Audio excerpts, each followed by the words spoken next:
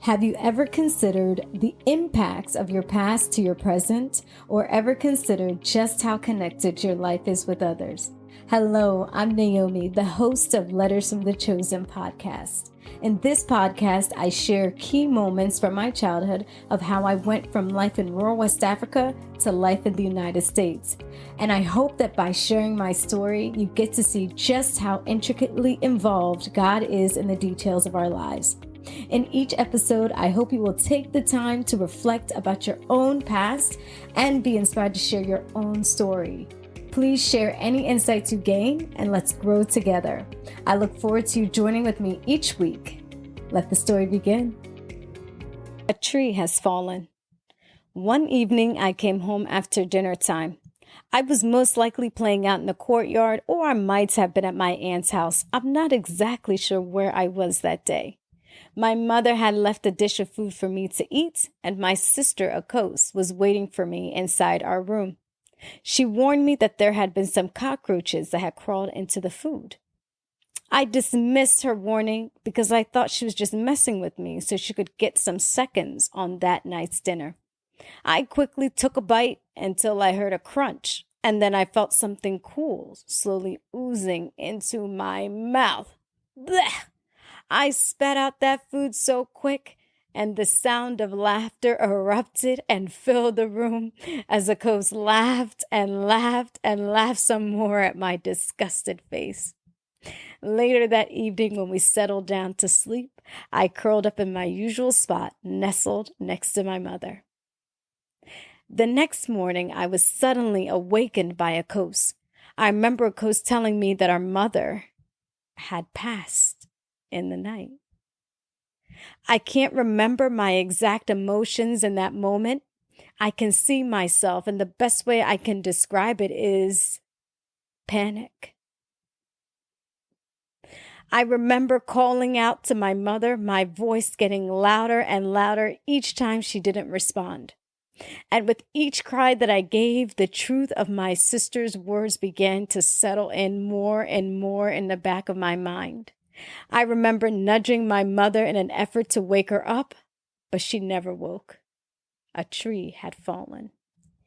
In my culture, when we want to express that someone has passed away or that they've died, we say, a tree has fallen. Indeed, a tree had fallen, and along with it, my heart.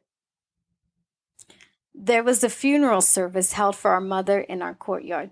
People came by to pay their respects to our family. Sister Fia, my eldest sister, held me in her lap. I remember I pushed against her in an effort to escape so I could go and see my mother, but I was not allowed. I eventually broke free from her and ran away from the gathering. I went around outside, away from the crowd, and feeling for the first time alone. Surrounded by practically the whole town, I felt lonely. I'd never felt lonely before because, well, I was never alone, not with my family. Everyone is either right next door, a few footsteps away, or they live in your very room. You'd have to intentionally isolate yourself to experience the feeling.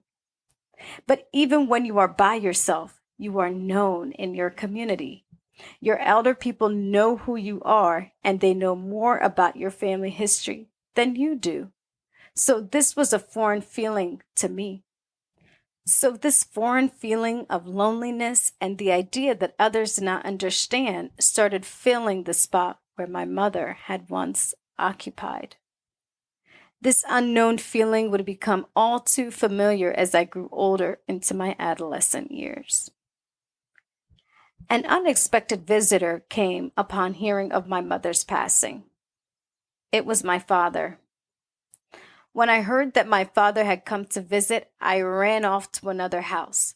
I think I ended up outside of my aunt's house. I thought that the longer I stayed away, the longer my father would have to remain with us. I knew when my father left, it would be a while before he returned.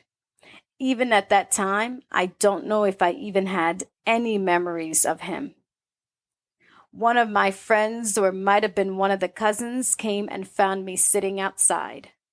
She told me that my father had arrived and he was asking for me. I reluctantly got up and followed her to meet my father. There was a sense of mixed emotions, a desire and a longing to see my father, and the fear of losing him. I remember Amma being there with my family also. She was my Sunday school teacher, and she knew my mother from the church. I don't remember much about that meeting except that my father had also brought us some bread. All I know is either on that very day or very shortly after, he left, and I never saw him again. This moment cut much deeper into my heart, and it influenced how I perceive love in a way that I didn't quite perceive that it would. As I got older and reflected on this moment, I wondered how my father could see me and then leave. A seed of abandonment and rejection had been planted in that moment, and there would be people who would come along the way to water it and help it grow. Doubts of whether I was loved or wanted or worth staying for were strapped onto my back for me to carry along my journey. Then came the next question flooding to me in that moment. How could he abandon us after his wife just passed? I wondered if he loved her, and if he loved her, wouldn't he love us? Later, I would hear the stories, those fairy tale stories of the prince coming in and rescuing the princess and taking her to a castle, and then they live happily ever after. I listened to those stories and I watched those movies, but with reservation. I was all too aware at a very young age that the prince doesn't always stay, and it's not always happily ever after. I would later see great examples of committed and healthy relationships that renewed in my heart and in my mind that it was possible. So I determined in my heart to wait to marry until I knew that it was a loving and lasting relationship. I wanted a different ending to my story. I had to be sure that my husband loved me, but even more that he would love our children. I didn't want to make a sacrifice for a relationship in vain. See, when my father left, in my heart, it felt like another tree had just fallen.